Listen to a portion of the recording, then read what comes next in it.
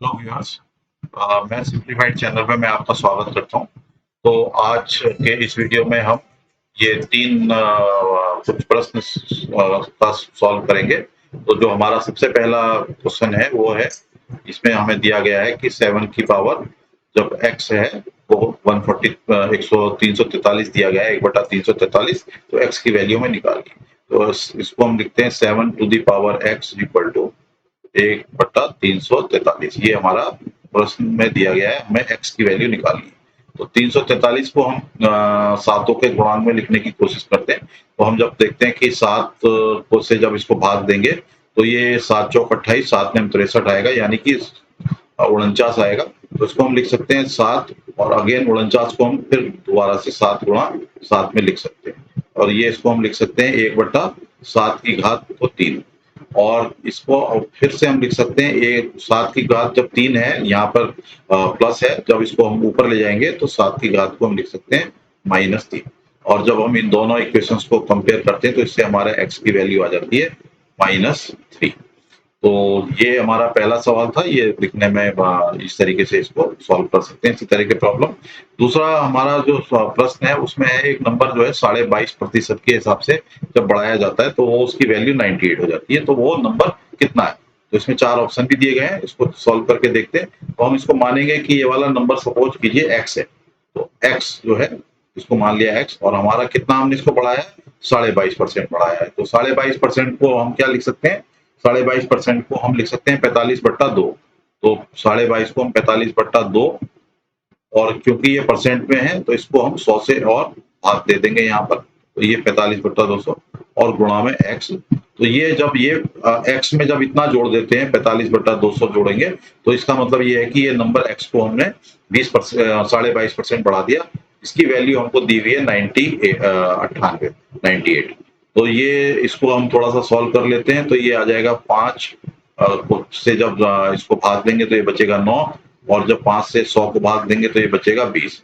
तो यानी कि ये बचेगा, कुल मिलाकर ये वाला जो संख्या बचेगी, ये बचेगी x plus 9/40x। 9/40x is equal to 98। तो इसको जब हम फर्दर सॉल्व कर थोड़ा सा और इसको सरल करते हैं तो ये आ जाएगा 40 को इधर मल्टीप्लाई करेंगे x से, और जब 9 जोड़ेंगे तो इसका वैल्यू आ जाएगी 49 भाग में 40, और x इक्वल टू 98। और इसको जब ये हम जानते हैं कि ये 49 और 98 जो है दो बार से डिवाइड हो जाता है, तो ये 49 को जब हम यहाँ से दोनों साइड डिवाइड करेंगे तो ये बचेगा 2, और x के नीचे यहाँ पर 40 है, x/40 बचेगा। तो x का वैल्यू से 40 से गुणा 2, और ये 80 आ जाएगी। तो यानी कि 80 वाला हमारा जो ऑप्शन है वो इसमें ठीक है। अब हमारा तीसरा प्रश्न जो है, तीसरे प्रश्न में इसमें कहा गया है कि एक कमोडिटी यानी कि कोई वस्तु का जो दाम है या कीमत है वो 36% से बढ़ाई जाती है, और जो उसकी क्वांटिटी परचेज करते थे उसको 30% से कम कर दिया गया है। तो अब जो टोटल पैसा कितना जो खर्च हुआ है वो पहले से कितना ज्यादा हुआ है या कम होगा? यानी कि कोई जो वस्तु है उसको 36% हमने ज्यादा खरीदा है, मगर सॉरी 36% ज्यादा दाम पे खरीदा है मगर 30% कम मात्रा में खरीदा है।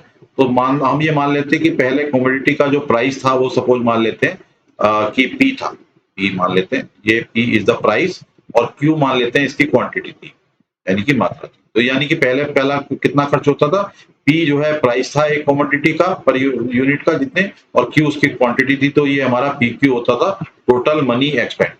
और अब हमारा जो जब प्राइस बढ़ गया है 36% से, तो यानी कि पी में हमने 36% का मतलब होता है 36 तो 100 रुपए में बढ़ा है, तो ये आ जाएगा 0.036 और मल्टीप्लाइड बाई पी, यानी कितना प्राइस इसका बढ़ गया है। तो टोटल प्राइस कितना हो गया? P plus 1.36 P.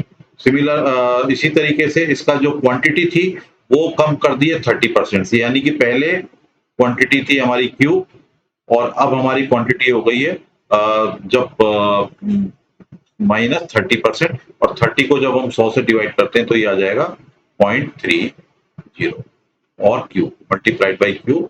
इसको जब हम सरल करते हैं तो ये आ जाएगा पी में 1 है तो ये 1.36 पी हो जाएगा टोटल मिला के 1.36, और जो हमारी क्वांटिटी है वो हो जाएगी 0.7, क्योंकि 1 में से जब 0.3 घटाएंगे तो ये आ जाएगा 0.7।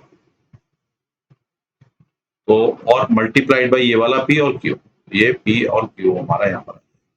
तो जब 36 और हम 7 को जब मल्टीप्लाई करते हैं तो 36 और 7 को मल्टीप्लाई करेंगे तो ये आ जाएगा, 7 को 6 से मल्टीप्लाई किया 42 आ गया, और 4 का हासिल हो गया, 7 या 21 में 4 जोड़ेंगे तो ये 25 हो जाएगा, और इसी तरीके से 7 कम 7 और 7 में ये 2 जुड़ जाएगा, तो यानी कि 952 जब हम दोनों को मल्टीप्लाई करते हैं।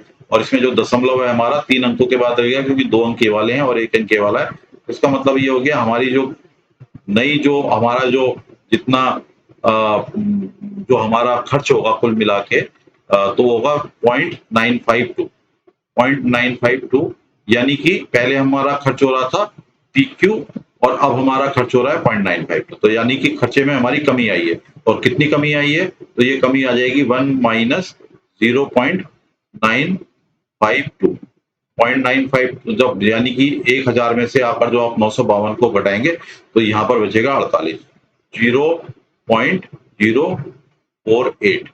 ये इसको जब आप कम करेंगे तो ये आ जाएगा 0.048। ये इस तरीके से देख सकते हैं कि एक है तो इसको 1000 अगर जो हम लिख दें और इसको 952 लिख दें तो ये इसका अंतर आएगा 48, और 3 के बाद हम इसमें दशमलव लगा देंगे तो ये इतना कमी आती है एक में। तो इसमें 100 में कितनी मल्टीप्लाई हो जाएगी, तो इसको 100 से मल्टीप्लाई कर देंगे तो 0.048 को जब हम 100 से मल्टीप्लाई करेंगे तो ये आ जाएगा 4.8, यानी कि हमारे जो टोटल खर्च है जितना भी कुल खर्च था ये इसके बाद 4.8% कम हो जाएगा।